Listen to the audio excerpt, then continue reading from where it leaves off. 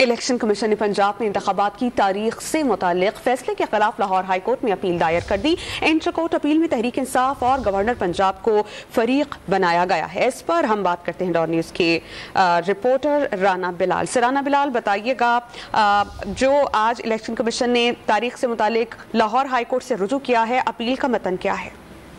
जी देखें, गवर्नर के बाद इलेक्शन कमीशन ने भी पंजाब में आम इंतखाबात की तारीख से मुतालिक जो फैसला था सिंगल बेंच का, उसके खिलाफ इंट्रा कोर्ट अपील दायर कर दी है, जिसमें तहरीक इंसाफ और इलेक्शन कमीशन ने गवर्नर पंजाब को फरीक बनाया है। इस अपील में यह मौक़िफ़ इख्तियार किया गया है कि सिंगल बेंच ने हक़ाइक़ का दुरुस्त जायजा नहीं लिया और कानून के मुताबिक इलेक्शन की तारीख देना इलेक्शन कमीशन का इख्तियार नहीं है। इलेक्शन कमीशन ने अपनी अपील में यह भी कहा है कि इलेक्शन कमीशन को इंतखाबात की तारीख का कहना आइन और इलेक्शन एक्ट के खिलाफ वर्जी है। लिहाजा लाहौर हाई कोर्ट तारीख से मुतालिक जो सिंगल बेंच का फैसला है उसे कलअदम करार दे और दरखास्त के हतमी फैसले तक सिंगल बेंच का जो फैसला है उसे भी मुअत्तल किया जाए।